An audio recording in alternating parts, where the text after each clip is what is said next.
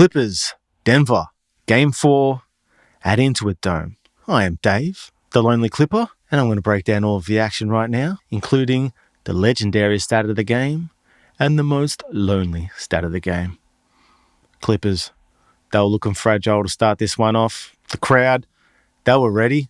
They were hyped. They had their voice early, but the Clippers' shots were not there early. We just could not hit a shot to save our life. All the usual plays running through Zoo, all the usual floaters by Harden, they just weren't dropping. Tyler was forced to call a quick timeout early. He sensed that the Clippers just didn't have the energy and he was looking for a spark, so he brought in almost the entire bench, and I was getting excited. I thought, here's a good sign. Look at all these amazing players for the Clips coming off the bench. We're going to be able to outrun them today. Surely the Nuggets are going to get too tired, but it didn't seem to be the case. Kawhi was still doing his best to bring the energy. His athleticism is certainly back. I mean, we already knew it, but when I saw him sky high for a huge putback dunk, very promising.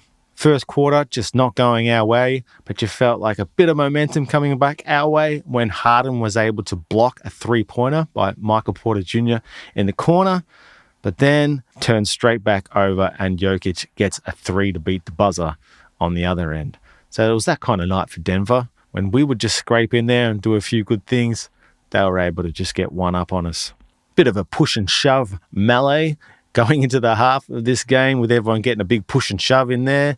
No one got thrown out, although Michael Porter Jr. did run off the bench to be involved in that melee. So Ty Lue making a good point that he should have been thrown out for that. Will he get suspended? Probably not.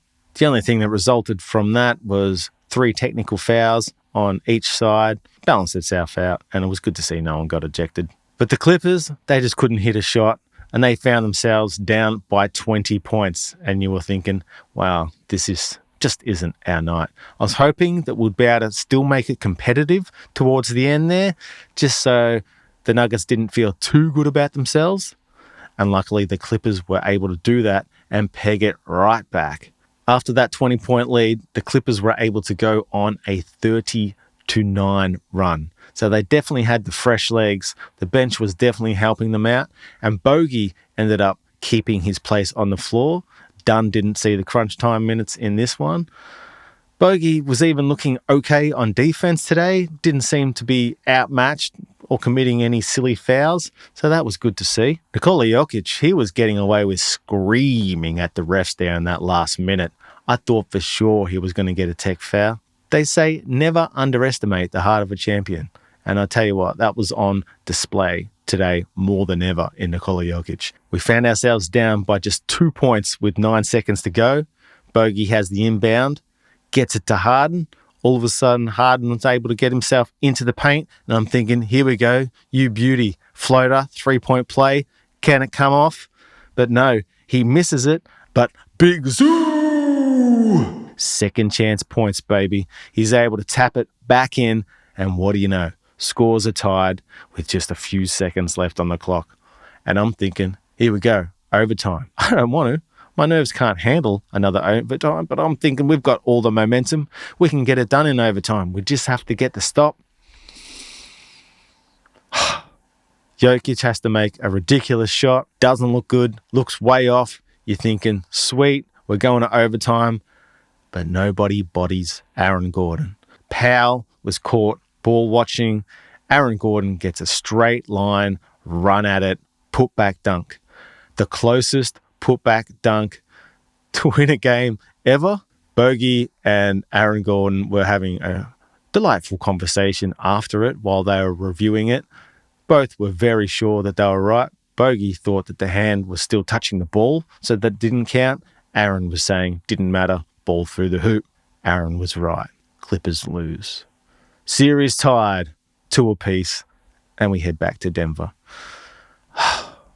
The lonely stat of the game has to go to Chris Dunn. He was played off the floor a bit, wasn't able to see the closing minutes. Bogey, the replacement instead. We did need Bogey's offense. But Chris Dunn only scoring 3 points, 0 blocks, 0 steals. That hurts the most. We just need a few more steals, a bit more defense from Chris Dunn. I know you'll bounce back, bro. You'll be back next game. And unfortunately, the legendary stat of the game, has to go to the best player in the world, Nikola Jokic. 36 points, 21 rebounds, 5 offensive rebounds, 16 defensive rebounds, 8 assists, 2 steals, 1 block, and only 2 turnovers. Kudos to you, mate. Unbelievable performance. I am Dave, the Lonely Clipper, and if you enjoyed this little breakdown, I'll be back after every game. So chuck us a sub, and I'll see you in the next one. Peace.